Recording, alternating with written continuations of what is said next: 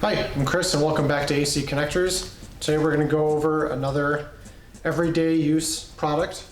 It's S515B515-060. And so pretty much it's a 6-foot long power strip with 3 outlets on it. And we actually built it with 20 amp wire on the inside.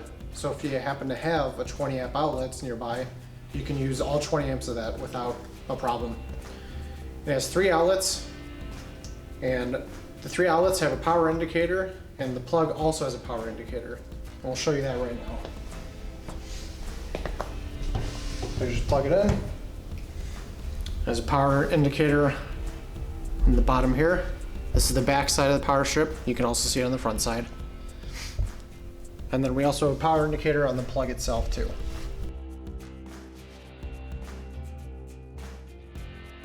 So if you have any questions about this product or any other products we have, please leave us a comment down below.